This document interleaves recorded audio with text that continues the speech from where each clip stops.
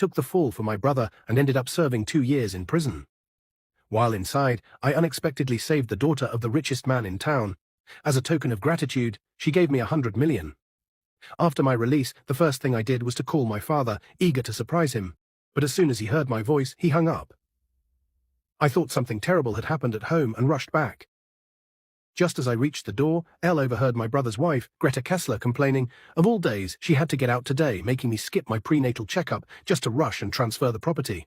My mother replied, "It's for your own good.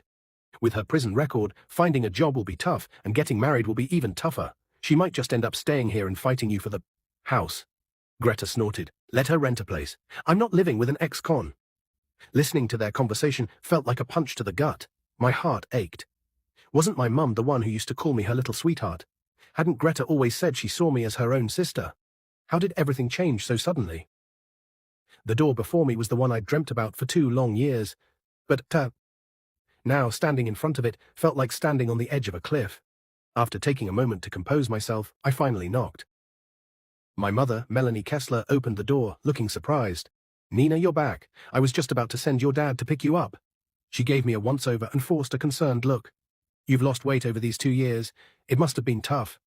If only I hadn't overheard their conversation, if only her concern had been genuine, how wonderful that would be. I managed a bittersweet smile. "No worries, taxis are convenient now." With that, I stepped inside. Greta immediately rushed over and sprayed me with alcohol until the bottle was empty. Only then did she look at me. "Don't take it the wrong way, I'm just cleansing you of bad luck." She told me not to overthink, but her disdain was written all over her face. I knew Greta despised me for being an ex-convict, but she must have forgotten. I went to prison for her and my brother, James Kessler. Without saying a word, I walked straight to my room. When I opened the door, I found it filled with clutter, and none of my belongings were inside. Turning to Melanie, I asked, "Mum, what happened here?" She hesitated, looking uncomfortable. "You've been gone for so long, and the house is small with lots of stuff, so we stored everything in your room." "And my things," I pressed. Melanie looked down. Her guilt was evident. "Sold or thrown away? They're all gone." My heart sank again. "Mum, I was in prison, not dead. Was it necessary to clear out all my things?" When my father, Seamus Kessler, heard this from the sofa, he casually said, "Nina, Greta is 5 months pregnant and needs space for baby stuff. The house is cramped. Your things weren't needed anymore, so we got rid of them." His words hit me like a ton of bricks. My father used to love organizing my things, saying he wanted to create a collection of my most meaningful belongings to give me as a wedding gift someday. Why didn't he care that they were all gone now? "Where am I supposed to stay?" asked. Melanie pulled out $200 and tossed it on the table carelessly, as if she were giving money to a beggar. "Here, take this. Find a motel or rent a place. It's up to you." I forced a bitter smile. "What about James? Does he feel the same way?" Just then, my brother James Kessler emerged from the bathroom. Without hesitation, he said, "Nina, you're my sister. Of course, I'm on your side. If you want to stay here, I'll clear the room for you." It seemed James still cared about me. I nodded with relief. "All right, I'll stay for a while." But as soon as I said that, James' expression froze. He stood there looking at me, but made no move to clean the room. I stared back, puzzled. At this time, Greta walked up to me, her voice sharp. "Janina, have you lost your mind in prison? How can you be so inconsiderate? Can't you see how cramped the house is? Even if we clear out the room, it should be for the baby. You're an adult now. How can you shamelessly insist on staying here? Have some sense." I felt sorrowful and replied hoarsely, "Greta, this is my home. Isn't it normal for me to stay for a few days?" "Your home. This house is under James' name now. He's married and you're 30 years old. How can you still want to live with your brother?" Her disdain was no longer hidden, her eyes filled with contempt. I looked at James. He pressed his lips together, looking everywhere but at me. I turned to my mother, but she just stared back, her expression dark, offering no support. My father puffed away on his cigarette, acting as if none of this concerned him. There I stood, awkward and helpless, realizing their rush to property transfer wasn't just to avoid a potential dispute. They wanted to use it as an excuse to kick me out. My heart ached with 1,000 tiny stings. Looking at my family, Elle asked incredulously, "Did I do something wrong? Why have you all changed so suddenly?" For the first time, I felt like an outsider in my own home. Before I went to prison, everyone treated me well. Why had everything changed the moment I was released? Without hesitation, Greta responded, "Janina, before, you could make money and support the family, so we all got along. But now you're just an ex-con. Finding a decent job or a husband will be nearly impossible. In your situation, what can you do but leech off us? Why should we still treat you well? My heart sank, and I asked painfully, so because I'm no longer useful and might be a burden, you don't care about me anymore? Nina, it's not our fault. Melanie looked at me and finally said, another mouth to feed isn't something we can afford. You're better off finding a place to rent and taking care of yourself instead of being a burden to us. I'm a burden. I looked at Melanie with a pained expression. Mom, you were the ones who begged me in tears to take the fall for James. You said if I did, I'd be the savior of this family, and you'd repay me no matter what.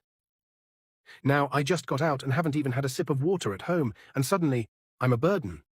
I've given so much for this family. I handed over all my wages, contributed to buying this house, and even served 2 years in prison for James. Doesn't that entitle me to a room in my own home? My voice was hoarse, and I felt utterly wronged. James said, Nina, I know you're upset, but do you think it was easy for us these past 2 years? Having a convict in the family brought shame on all of us. People point and whisper wherever we go. Who knows what people will say about us if you stay here? Can't you think about us for once? The brother I sacrificed everything to protect finally revealed his true feelings. To him, I was now just a burden, the reason for their shame. All my sacrifices were reduced to a joke. I looked at him with deep disappointment and said coldly, James Kessler, don't forget, the one who should have been a convict is you. The one who shamed the family is you. If you really cared about the family's reputation, you should have confessed from the start. Instead, you let me take the fall, and now you have the audacity to blame me for not thinking about you. 2 years ago, James and Greta were speeding and driving in the wrong direction with my car when they hit and killed someone. My parents came to me immediately. They said James had a weak heart and had finally managed to get married. If he went to prison, not only would he lose his marriage, but his life might be at risk. They cried and begged me to take the blame for him. They promised that the whole family would repay me generously once I got out. I didn't do it for any reward. I did it out of love for my parents and genuine care for my brother. I sacrificed myself, went to prison for him, sold my car, drained my savings, lost my job, paid the compensation, and endured all the insults. But I never expected my wholehearted sacrifice to be met with utter betrayal and contempt. I don't understand. Isn't blood supposed to be thicker than water?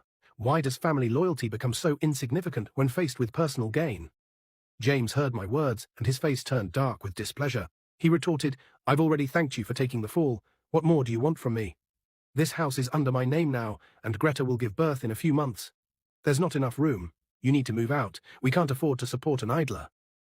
In his eyes, 2 years in prison for him was worth only a single thank you. Asking for more made me the unreasonable one. Melanie chimed in, Nina, don't you get it? A woman's fate is to marry and have children, not live off her family. We were hoping to marry you off to a good man and get some money. But now, as an ex-convict, no one will want you. Letting you stay here is already us considering old time's sake. Greta added, exactly, you've been to prison, so you'll be poor forever. If we let you stay, you'd drain us dry. Greta rubbed her belly and spoke mercilessly. Seamus put out his cigarette and said coldly, Janina, you're grown up now. It's time you understood the importance of contributing to the family instead of causing trouble. Each of their words felt like a sharp knife piercing my heart. Despite my overwhelming disappointment, my eyes welled up.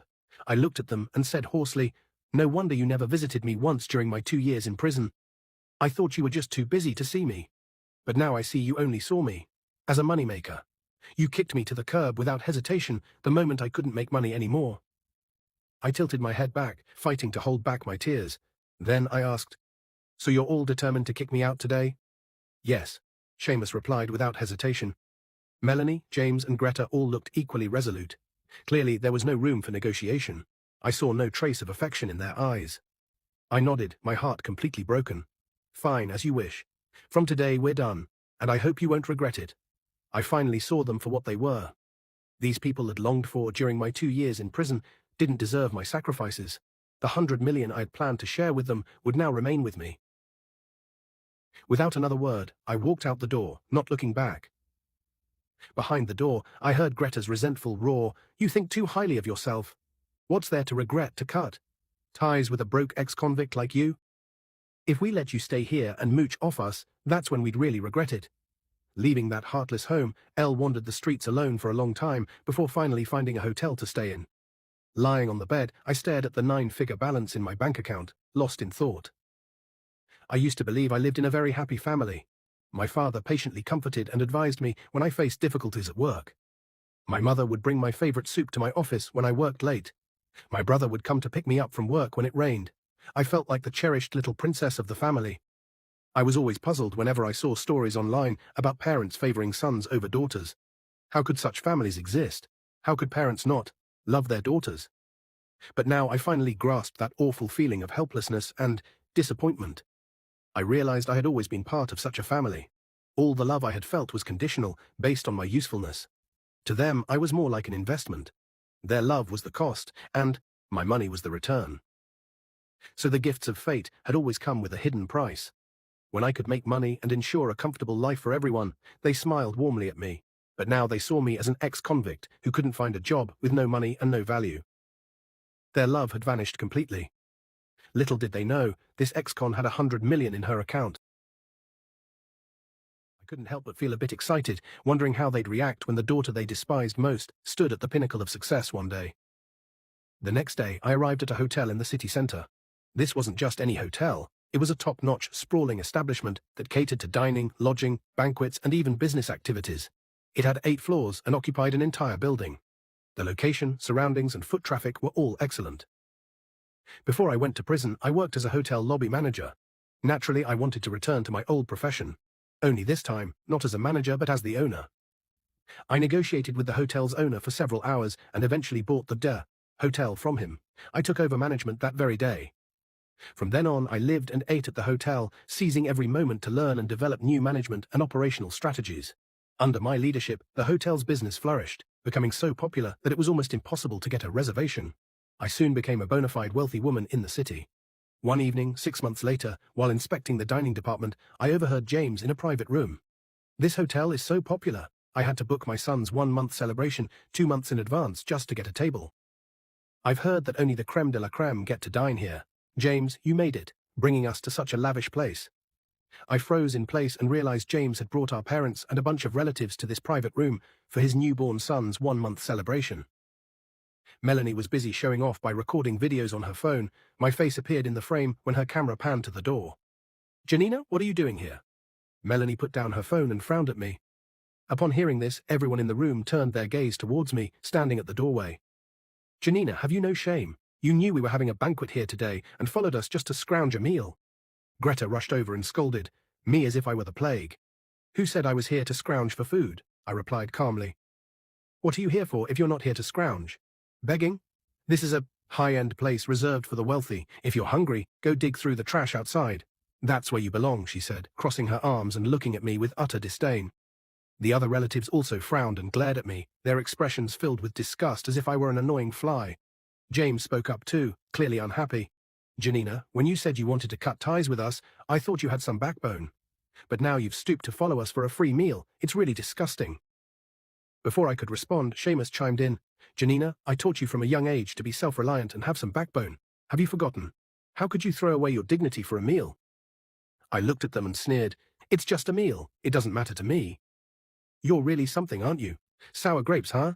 As if you, a penniless ex-con, could ever afford a meal here even if you worked your whole life," Greta sneered. "You're just putting on a brave face now that you see we're not welcoming you, pretending you don't care." Greta continued her snide remarks. Melanie also looked at me with disdain. "Janina, you need to know your place. This isn't somewhere you belong. Just leave and stop embarrassing yourself." "Exactly. Today is my son's 1-month celebration. Your presence here will only bring bad luck to him. I don't want my son to be poor his whole life. Get out." Greta's hostility was relentless. I met her gaze and said coldly, "If you don't want to see me, you can leave yourself." This was my territory, and I had no intention of indulging her. "Well, aren't you something, Janina? No skills but plenty of attitude. This high-end hotel is no place for a broke ex-con like you. Get out, get out, get out." Greta was furious, grabbing my collar and trying to drag me out. "Don't touch me." I forcefully shrugged off her hand, causing her to stumble and nearly fall. Smack. Without a word, James stepped forward and slapped me hard across the face. "Janina, you're no longer the lobby manager earning tens of thousands a month. Now you're just a worthless nobody. Did you really think we'd put up with you?" He then shouted down the hallway, "Security! Where's security?" Hearing this, a group of security guards quickly rushed over. James pointed at me and barked at the security guards. How can you let just anyone in here? Get this beggar woman out of here immediately. The head of security approached James and asked politely, Sir, what is the problem? James pointed at me again. This woman is a penniless beggar trying to scrounge a meal here. Get her out. The security chief looked at me and said coldly, Ma'am, please leave. I usually kept a low profile, rarely revealing my status as the hotel owner, even though I lived and dined here. Only the upper management knew who I was. Seeing the head of security try to throw me out so quickly, I fixed him with a stern gaze and said, Is this how you handle situations? Don't you know the hotel's policy? We should not judge anyone by their appearance or offend any guest. A flicker of uncertainty crossed the security chief's eyes. He looked at me uneasily, no longer daring to say anything. Greta, seeing this, became anxious. Don't let her fool you. She's just a broke ex-con. Throw her out. Sorry, ma'am. We don't eject any guests without cause. The security chief firmly refused Greta's demand this time. What are you security guys doing then? Getting scared off by a few words from her? James shouted at the guards, then turned to me again. Janina, don't think you can bluff your way out of this. I know the hotel manager here. One call from me and you're out. With that, he pulled out his phone and made a call. Mr. Feldman, it's James. I'm busy. The call ended abruptly with a cold response, leaving James standing awkwardly with his phone. I sneered and said calmly, You want to speak to Mr. Feldman? Let me help you. I took out my phone and called, Mr. Feldman, come to private room 777 within 3 minutes. Janina, are you out of your mind? You're a broke ex-con. Don't pretend to be someone important here. We know exactly what kind of person you are. Is there any need to put on this act? James sneered at me. The other relatives looked at me like I was a clown, their faces filled with mockery and disgust. Melanie wiped the sweat from her forehead and said in embarrassment, This is so humiliating. How did I raise a daughter like this? Seamus also looked exasperated. Janina, just leave. Stop pretending. You're making a fool of yourself and your family. Exactly. Some people are so poor, they've lost their minds and developed delusions. James couldn't even get Mr. Feldman here, and you think you can? It's ridiculous, Greta scoffed, her tone dripping with contempt. She looked at me as if even acknowledging my existence was beneath her. But just as she finished speaking, a middle-aged man in a suit arrived at our side. Mr. Feldman, you're here. Seeing the man, James immediately turned into an obsequious flatterer, rushing to greet him with a sycophantic smile. He then pointed at me and said, indignantly, I was just about to tell you, this woman is a broke nobody trying to crash our banquet. You should get her thrown out before she brings down the hotel's reputation. Shut up. Miss Kessler is the hotel's chair. Lucius Feldman's stern shout cut off James' rant mid-sentence. Then Lucius walked over to me, bowing respectfully. Miss Kessler, what can I do for you? Chair. James, who had been so arrogant moments before, was suddenly dumbfounded. He looked at me, then at Lucius, incredulous. Mr. Feldman, you must be mistaken. She's just a worthless ex-con. How could she possibly be the chair of your hotel? Lucius glared at James and said firmly, James, if you disrespect the chair again, I won't be so easy on you. That shut James up. My parents, Greta, and all my relatives were utterly dumbfounded. They looked at me with eyes full of shock, as if their entire world had just been turned upside down.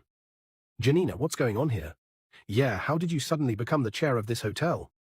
My parents stared at me in amazement. This time their tone was no longer arrogant, but filled with a mix of caution and respect. I remained calm and cold as I said, I should thank you for kicking me out of the house. If not for that, you'd have bled me dry. I might have foolishly shared my wealth with them if they hadn't been so heartless in throwing me out. Given their greed, they would have found a way to take every last penny of that 100 million, if not for their cold-heartedness, might have been drained dry by them and eventually discarded. Their cruelty pushed me to become self-reliant. Oh, Nina, if this hotel is yours, why didn't you tell us earlier? Greta now approached me with a disingenuous smile.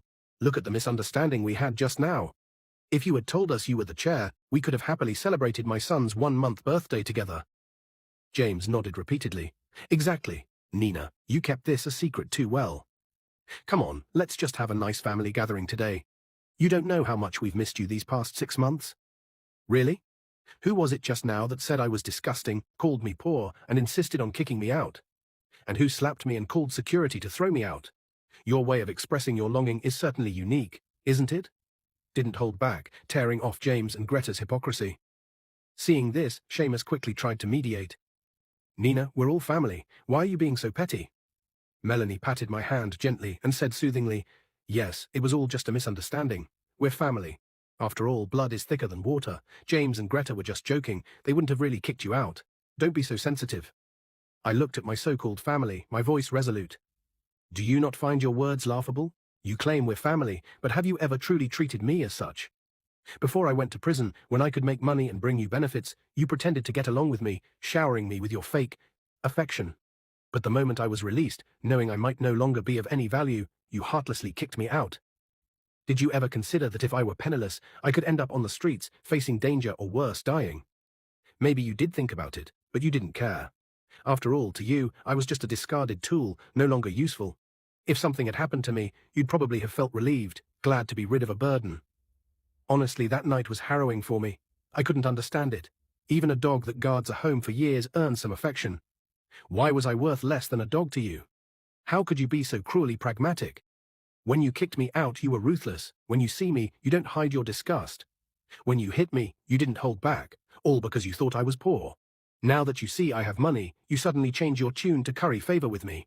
You've truly embodied the essence of opportunism. You called me shameless, yet after squeezing every ounce of value out of me, you threw me out without hesitation. Do you have any shame? You said I was disgusting, but compared to me, the daughter who always gave and sacrificed, you're the ones who are disgusting, only knowing how to take. You accuse me of being petty, but who can outdo you all in pettiness? I warned you all a long time ago not to regret it. Now, you want to cozy up to me and get on my good side? It's too late for that. You can't reach my level now. I vented all my frustrations and then turned directly to Lucius. Throw them out and ban them from entering again. Understood, Miss Kessler, Lucius responded respectfully. He then gestured towards James and the rest and said with an icy tone, you are no longer welcome in this hotel. My parents, James and Greta, looked stunned and unwilling to accept it, trying to protest. I turned my back on them, not wanting to waste another glance. The security chief was not holding back and escorted them out, pushing them along. Janina, what's the meaning of this? Forgot your family now that you have money? I'm your mother. How could you do this to us? You ungrateful daughter, we raised you for so many years. Janina, you ungrateful wretch, you'll get what's coming to you. They were unwillingly shoved out, shouting curses as they went. Wait, I suddenly turned around and walked towards them.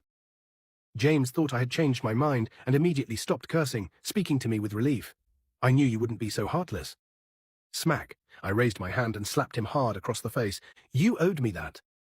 Ignoring their shocked expressions, I turned and walked away with confidence. Since then, I never saw my family again. However, they still call and message me frequently. Why? For money. Either Melanie was supposedly sick because of me and needed medical expenses, or the house was too small for my nephew to play in, and they wanted me to buy them a bigger one, or my brother wanted a new car and asked me to pay for it. They always found ridiculous reasons to shamelessly ask for money. I just found it laughable. Did they really think I was still the pushover they could exploit? I couldn't understand where they got the nerve. When they couldn't get the money, they would send all kinds of insulting messages. I blocked them all, one by one. Living alone was peaceful, yet busy. Though sometimes lonely without family, I felt at peace most of the time. At least now I only had to take care of myself. Before long, the end of the year arrived. It was a time for families to reunite. On Christmas Eve, I received a call from an unknown number. As soon as I answered, Melanie's voice came through. Nina, we've realized our mistakes. We've wronged you, and we're truly sorry. Today's a special day. Everyone wants to see you. Can you come back and see us? Just think of it as one last family reunion dinner, okay? Her voice was cautious, filled with humble pleading. I was silent for a moment before replying, okay, that's wonderful. We'll prepare the meal and wait for you to come home. After hanging up, I stared at my phone, lost in thought. I gathered my things a moment later and returned to the home I hadn't set foot in for a long time. When I knocked on the door, Greta greeted me with a blooming smile. You're back. She affectionately led me to the dining table and cheerfully said, look, we've made all your favorite dishes. I looked around and saw it was true. The table was filled with all my favorite dishes. Sitting around the table, Melanie, Seamus, James, and Greta were all smiling at me. I hesitated for a moment. If only this had been the scene when I was released from prison. But alas, everything had changed too much to go back. Sit down, Nina. I even made you a glass of fresh orange juice, James said, just like he used to, gently pushing me to sit at the table. He then brought out a large glass of orange juice from the kitchen. I used to love this. I would always pester James to make it for me. James handed the juice to me with a smile. See, I remember all your favorites. I smiled politely. Thank you. We're family. There There is no need for thanks, he said, waving his hand and then sitting down, looking pleased. Come on, eat while it's hot. They kept glancing at me during the meal, their minds clearly elsewhere. I pretended not to notice and ate with them. It was supposed to be a reunion dinner, but the atmosphere was strange. Nina, don't just eat. Have some orange juice. James specially picked the best oranges for you. Yes. I went to several fruit stores to find the best ones. Try it and see if it's sweet. They urged me to drink the juice, looking at me expectantly without blinking. I smiled slightly and took my time sipping the orange juice before them. When they saw me drinking it, their eager anticipation shifted to something more sinister. I furrowed my brows and feigned confusion. This orange juice tastes a bit off. My parents, James and Greta, all visibly relaxed at my words. Their smiles turned genuine, no longer the fake friendly ones from before. Instead, they were almost manic. Of course it does. I added something special to it. James dropped the pretense and revealed the truth. Something special? What do you mean? Asked. Idiot, it's a poison that will kill you.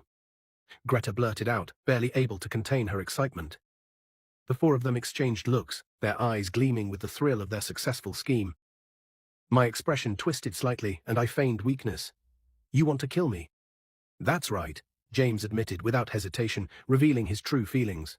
Why should you keep all that money to yourself and not share a single penny with us? We're family. Shouldn't you have shared your fortune with us? They had shunned me and kicked me out when they thought I was useless, and now they blamed me for not sharing my money with them. They twisted every bit of logic to their advantage, grabbing every benefit they could. Melanie glared at me, her voice dripping with resentment. Exactly, you used to give us all your money without hesitation. Do you know how much we despise this cold-hearted version of you? Now? Seamus' face showed displeasure as he said coldly, so you can't blame us. We treated you well for so many years. Who would have thought you'd turn out to be such an ingrate? This served you right. Seeing them self-righteously, indignant and full of misplaced anger, I realized just how twisted their sense of entitlement had become. I looked at them with disappointment, remaining silent.